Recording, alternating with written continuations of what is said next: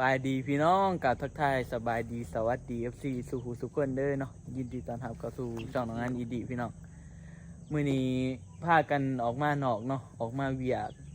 เฮามาเอาไฟเขาซอยน้อยๆเนาะพี่น้องก็คือน้อยๆสิเอาไฟเขาอันหน้าเนาะเอาเขาเที่ยงนี่แหละพี่น้องสีมีแผนเนาะเฮ็ดแบบ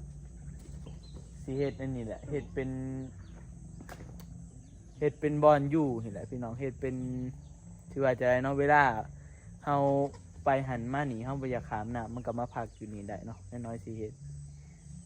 ไปพี่น้องบ่เข้าเรื่องซะบ่ได้ว่าหลายบ่อยากอธิบายเนาะเพราะว่าคันสามมันสิยาวเอาคลิปเดี๋ยวพี่น้องก็คือสิเห็นคลิปน้อยๆก็คือสิเข้าใจเนาะว่าพวกเฮาสิเฮ็ดหยังแต่ว่าตอนนี้เฮาสิเอาไม้ขึ้นไปขุดเสาไปเฮ็ดเสาไฟเนาะเพราะว่าเฮายังสายไฟบักไกลๆมันหนึ่งพี่น้องยังมาแต่ทางใหญ่กูแหละยังมาจนหอดลุ่มพี่เนาะเฮาสิไปหาขุดเสาแล้วก็ไปเอาสายไฟขึ้นพี่น้องมามึงเสือมาเกือบกูจะว่าอันนั้นเขาเอาไปเอาไปจังเห็นแดงๆก็เอาไปเลยเดี๋ยวเขาจะเอาไม้ขึ้นไปน้ำพี่น้องเอาไปเฮ็ดเสามันแล้วก็นี่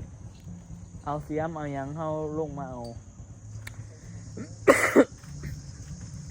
เฮ็ดตั้งแต่ฝุ่นแหละประมาณบ่ายเนาะประมาณช่วงบ่าย1 บ่าย 2พี่น้องเอาออกมาอันนี้ก็คำ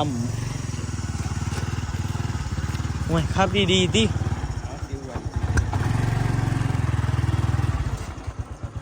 เอาสบายดีนี่สบายดีพี่น้องไปเอาขึ้นมาเอาไม้ขึ้นพี่น้องบรรยากาศย่ำแรกเนาะอยู่หน้าไอดอนอยู่หน้าบาวซุกเลยเอากาดขึ้นเลยกาดขึ้นมาครึ่งนึงเลยกระสันมันกระตกแต่ว่า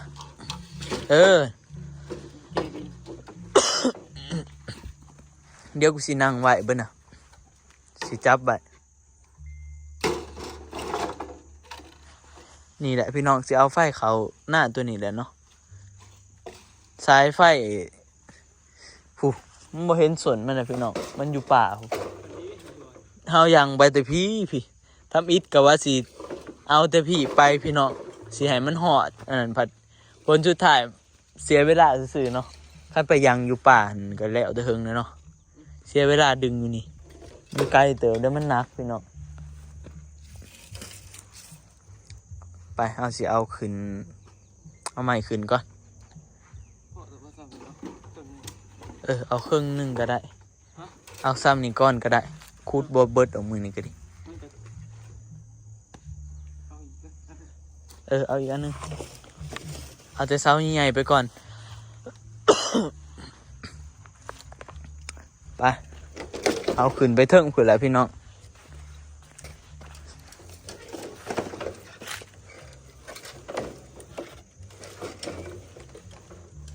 ไปสินั่งมัน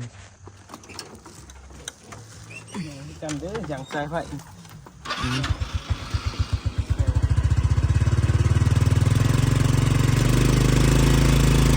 เดี๋ยวคอยไปว่าได้หรอกมันต้องให้มันบิดเอาขึ้นอีกไว้ไปเอาเดี๋ยวเอาใหม่ขึ้นก่อนไปเพาะกันอยู่เทิงขึ้นแล้วพี่น้องปานนั้นไก่กลัวมาพี่น้องตัวนี้เขาเอาใหม่ขึ้นมาเนาะมาเด้อเฉพาะว่าเดี๋ยวสิให้เราต่อไฟให้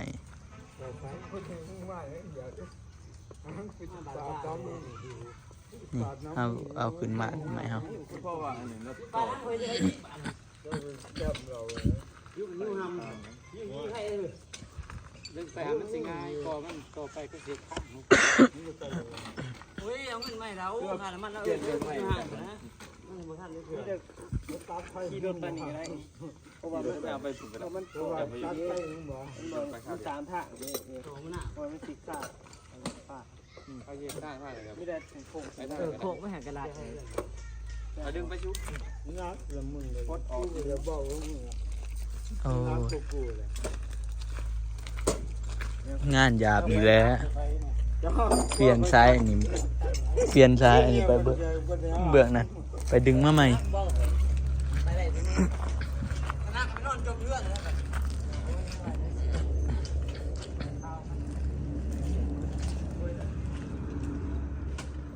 เดี๋ยวดึงปูแล้วกลับขึ้นอีกพี่น้องเราว่าเอาไปเบื้องนั้นมันไกลกลัวแล้วมันก็เขาสิทางลงเบื้องนั้นแล้ววะเปลี่ยนใหม่เลยก็เลยสิได้เปลี่ยนอันนี้ใหม่ไปคนละบัตรคนละมือไปปะรถนี่บ่พาเอาไปดอกฮะไปเลยบ่ฮะอวยกันติล่ะอวยไปเบื้อง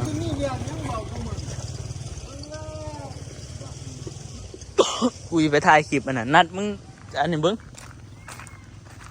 น้อยๆดึงสายไฟไปมันนั่งเบิ้งเสือคือกูนั่งหั่นแหละพี่น้องดึงไปกลับไปเบื้องทำไม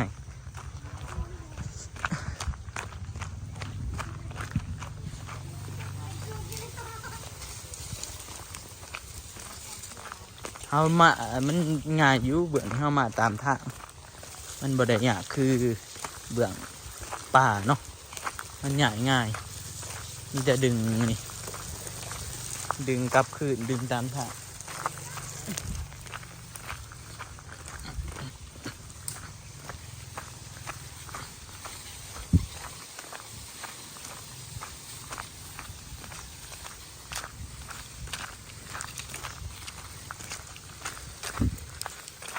จากบ่ดึงไปทางนี่เรืออีกว่าจากทางนี่มันไกลกว่าดิหรอวะ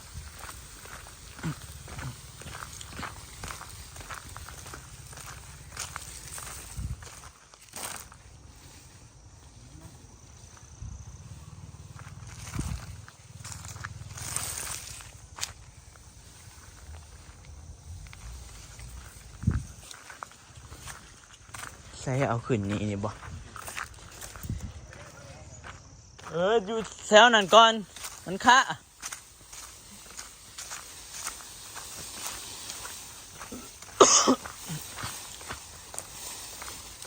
โอ้เห็นดิเขาก็ลงมาทางนี่ตอนเป็นเขาก็มาถ่ายอยู่นี่แล้วเขากับบุจักคือกันมาถ่ายอ่ะมาถ่ายว่าเห็นสายไฟเขาต่อมาแต่ฝุ่นโอ้เฮากับสีตอนคือเขาต่อมาแต่เพื่อนพี่น้องเขาบอกโอ้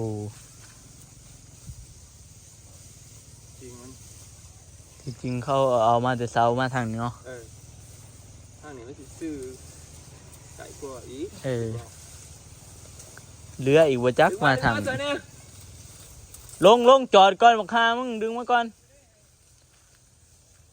ลงจอดทันแล้ว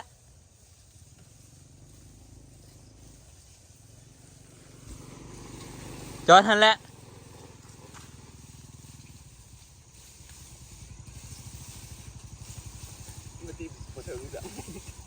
ถึงเอาว่าทางไกลกว่าสิว่าบ่ถึงอยู่นี่มีเสาของเขาเลยต่อตามเสาเขาเลยคอหอยมาบ่คอหอยมาน้ำเสาเขาบ่เสาเนี่ยได้ต่อตามเสาเขาเลยเสาไฟเก่าเสาไฟเก่าตัวโมมีอันนะครับบ่หรือว่าเสาไฟตัวเขามีไฟเลยมีไฟเลยก็ต้องขอเขาก่อนแหละเสาไฟเขาเนี่ยขอว่าเขาอยากต่อมาน้ำเขาสิบาจะได้หรือว่าเขาจะเอาคาเขาหอยน้ำบอประมาณนี้โมเมนต์ธรรมดาได้หอยเสือสุกกระลงมันดึงนี่ติล่ะกูสิไปดึงกูผูกสุกกระวอยากลงจากรถเนาะแต่มันสมว่าทูประทานอลีบักนัดก็ดิกูบอกซูหันจอดมอดก่อนดึงซอยน้อยแน่คือว่าดึงซะกูก็ว่าดึงบ่ได้ยินบ่เดี๋ยวก่อนแป๊บนึงเห็นปดก่อนดึง ปะดึงมาดึงไปหน่อย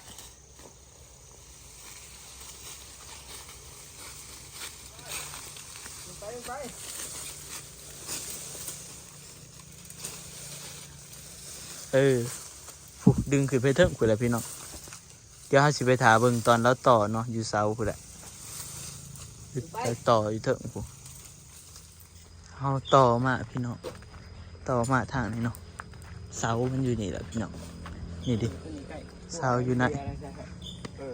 เรือป่ะเรือลายจับอยู่ ดึงลงมาอีก มันกระยานเนี่ย คิดว่านะ มองกระยานมันบ่เข่งนี่ โมเคียงสิดึงลงดุมมาอีกบ่จ๊ะ มันกระสิยานกูกันหาเรื่องมันโค้งมันเข่งนี่ ก็บ่ได้ดึงลงแล้วเนาะ อยากอีดีพี่น้องเห็ดอันดึงเขาข้างแดด เอาอธิบายโปรเจกต์ในอยที่เขาตัดในหูได้ใน2คน สบายดีเด้อพี่น้องวันนี้เราจะเฮ็ดเป็นบอลอยู่นะเป็นบอลผักอันสตูดิโอหน้า เฮ็ดสตู เห็นเด้ไผสิมาอยู่ มาอยู่นำกันนี่ได้ครับอยู่นำกันถ่ายคลิป มันอยู่สร้างคอนเทนต์ มีแต่คนโสดจะผ่าเอามิ กระยาน พอดีว่าเฮ็ด หาเฮ็ดคอนเทนต์ หน้าฝนเฮ็ดเป็นสตูดิโอ เขียวได้ยามฝน ไม่หน้าอย่างนี้วะไอ้รอด ให้ไอ้ดอนเฮ็ดหา ว่าอยากมาเพื่อมันกินข้าวเปลืองน่ะมันเฮ็ดหน้า หน้าไปเฮ็ดที่บ้าน เสียม คุณเลยเนาะ ขุดเลย ใส่กบกินด้วยเนาะถังด้วย ขุดเอาสายไฟขึ้นมาให้มันบิดอันนั้นเขาเจ้าบิดทางเที่ยวเขาเจ้าหั่นแหละ วันนี้แหละ เอาบอลนี่แหละ มาต้นอาทิตย์ใส่เสาของเขาเนาะเอาไว้ตีได้เนาะ คันคอเขาว่าน้องเขาก็ให้ติดอยู่หรอกแต่ว่าเขาสิว่าแนวใดก็อีกเรื่องหนึงเดี๋ยวเขาสิขุดเสาเบิ่งเดี๋ยวสิพาไปเบิ่งอันนี้เบิ่งพาไปเบิ่งไอ้ดอนแล้วต่ออยู่ทางไหนไปทางไหนล่ะบัดนี้แล้วต่อทางไหนกับมันนะโอ้มา แล้วนี่บุ้มเอาขึ้นก็ได้วันนี้ถ้าหวานมันเอาขึ้นแถวพวกใหม่ค่ะแถวถังค่ะ แนวใดบ่เอาขึ้น บอกว่าหนึ่งซ้ายไผ่นี่วะมือจะมาต่อกูว่าเอาขึ้นแถว โอ้เออ แค่หนึ่งตัวเปล่าผมจะเอาขึ้นในอันเดียวนี่อันวิทย์ถังเดี๋ยวมันทำมีแต่ซุ่มนะเอาขึ้นพวกใหม่ ต่อคือเขาได้ทางนี้ทันได้ดึงให้มันเข่งเอาขึ้นแต่บนทางหั่นแหละ อันนี้จะว่าเอาขึ้นนั้นวิทย์ถังพอเนี่ย เรากำลังสิต่อไฟให้เนาะเพราะว่ามันค่ำแล้วต่อแต่ไฟต่อแต่ซ้ายมันไหวซื่อๆบ่ได้ต่อไฟหรอกต่ออันนี้มันไหวซื่อๆ ต่อไหวกับเสายังอยู่ใส่กองเตอร์ใส่อีหยังอยู่เราเป็นสร้างไฟเป็นพวานนำ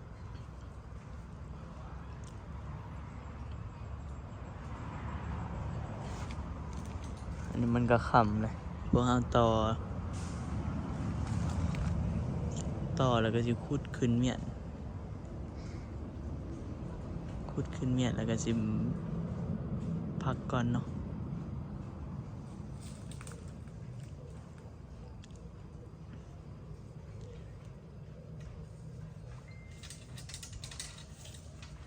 ให้สร้างไฟเป็น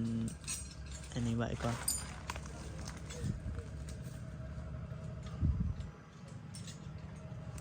แข็งเนาะบนเนาะ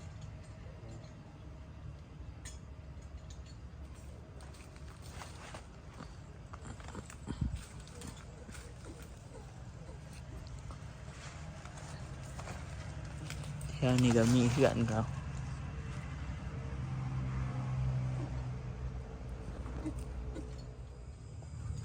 เดี๋ยวเราต่อให้แป๊บหนึ่งเนาะพี่น้อง บ่แม่นต่อมัดไว้ซื่อๆข้าวเดียวมัดขึ้นเสามันไว้คือแหละต่อก็มาต่อทางหลุมทางกองเตอร์มันอยู่หลุมเพียอยู่ปีเนี่ย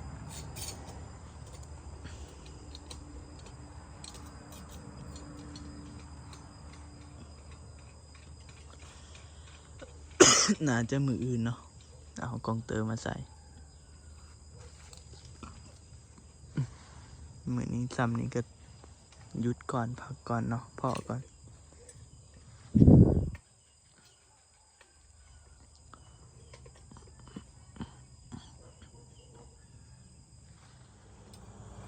แล้วพี่น้องมาดิต่อไหวซื้อๆเนาะน้อยๆบ่ได้ต่อใส่กองเตอร์มืออื่นพุ่นแหละเราสิมาต่อให้น้อยๆป่ะวันนี้เราก็สิลงเมื่อเที่ยงพุ่นแหละ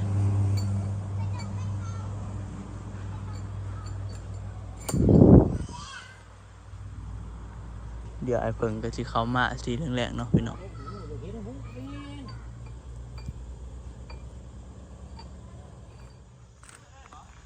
บักทันประทานนี่ก็ดิ ใส่มันสบอจะบาด ลงไปเห็นแหละ ตอนนี้เฮากำลัง เอาไฟเกี่ยวขึ้นเกาะใส่กรงใหม่เพราะให้อันนี้เนาะเพราะว่าให้รถอันนี้ มันจังบ่ตันผ่าร ถก็จะเที่ยวนี่แหละบ่นี่แหละสิไปพูดแล้วเกาะใส่กรงอันนั้นอีกบ่ เอาใหม่ขับอีกตัวหนึ่ง มันสิไปใส่บุกเสือ มันไปเอากระติก โอ้ ไก่แล้วมันบ่เป็นหยังแบบมือเดียวเนาะมันสิสวยปานนี้นี่แบบฝนมาหลักเนาะ บ่ ขนาดสายไฟนี่ เขาบ่ได้รักดอก บ่หลักอยู่นะ อืม เทสายไฟเขากับบ่มีไฟก็ยังไม่ใช่หลักเพื่อ แม่นบ่ว่ามันบ่มีไฟ บ่มีเด้อบ่สน เขาคือจังมีออกมาจากอันนั้นคือกันเลย บ่มี บ่เขาเบิ่งตอนนั้นต่อไฟมีสายออกมา จากนั่นน่ะมันลงไปดินพุแต่ว่าเขาฟังดินมาจากบ่อนนะบ่อนหนาเฮือนดอก ฟังลงหลุมเพราะฉะนั้นเขาสิต่อเฮ็ดหยังซะเขาก็เทิร์นได้ต่อปานนี้แล้วเขาสิบ่ใส่ไฟบ่ เพราะว่ามันใส่บ่ได้ของเขาทรายเนาะทราย1.6ทราย16 แม่นซะบ่ ตัวนี้ทรายเฮาทรายใหญ่กว่าเขาเลย ใส่ไฟเขาคือจังมันฟังลงดินไปพี่น้องเดี๋ยวเราต่อแล้วเอาสิลงไปดุมไปโอ้แล้วพี่น้องตอนนี้เราสิขี่รถลงไปดุมเวิร์ดมือร้องเข้ามาบางบ่ายโมุ่งครึ่งมือ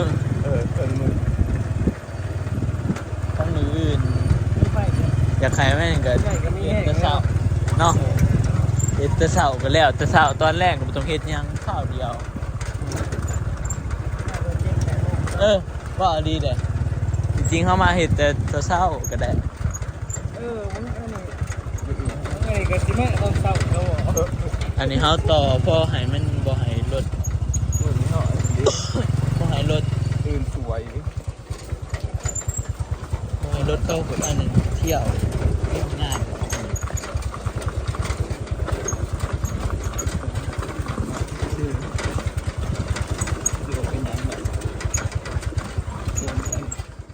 มาแล้วพี่น้องแล้วเนาะพอดีตอนนี้เฮากลับมาแวะเพื่อนไอดอนพี่น้องมื้อนี้บ่ได้เอาไฟเขาเนาะมีแต่ยังอันนั้นไว้เนาะเตรียมไว้เพราะว่ามันค่ำเลยดิเฮามาเฮ็ดสาโพดมื้ออื่นเดียวเฮาก็สิต่อมื้ออื่นน่าจะเฮ็ดแต่เช้าเนาะแต่เช้าแล้วมันจังแล้วๆไปเลยบอกเล่าก็สิแบบเราก็สิอยากเฮ็ดแต่เช้าพุ่นน่ะ เฮ็ดแต่เช้า โทรบอกเราว่า ยังน่ะพี่เราก็แล้วเนาะก็เอาเขา ให้เลยให้เราเอาอันนั้นมาเขาให้เฮากับไปหาเอาสายไฟขึ้นตามต้นไม้ต้นหยังให้มันแล้ว นี่แต่เฮาเฮ็ดแต่เช้าหั่นบ่ได้เกี่ยวกับเรามีแต่เขาเฮ็ดยังเลย เราก็มาเอาไฟเขาให้เฮานั่นแหละ ทำมาตอนเฮาแล้วพุ่นแล้ว แล้วก็ต่ออีกเด้ต่อให้มันหอนกับอันน่ะเฮาสิกะต่อบ่เฮาต่อเองบ่ ก็ หยัง ต้อง ไอ้ดอนเล่นละต่อ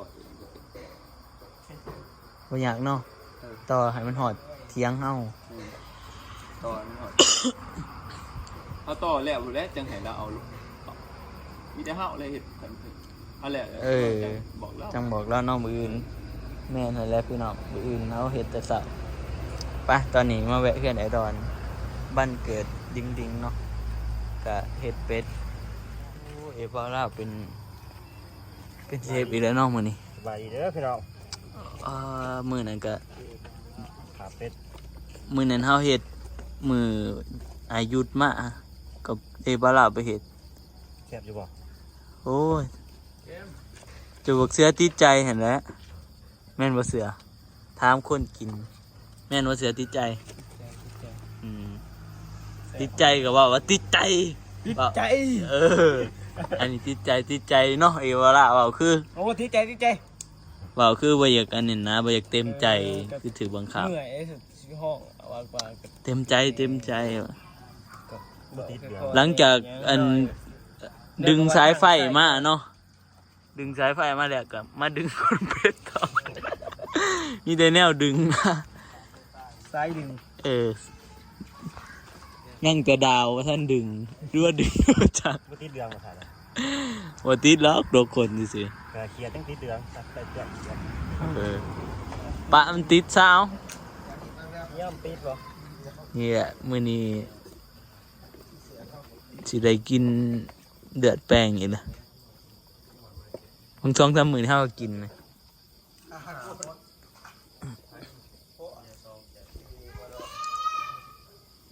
ไปพี่น้องสำหรับคลิปนี้ก็สิได้เบิดเพียงสำนี้แล้วเด้อเนาะเดี๋ยวเอาไว้พบกันใหม่คลิปหน้าเนาะ ยื้อใส่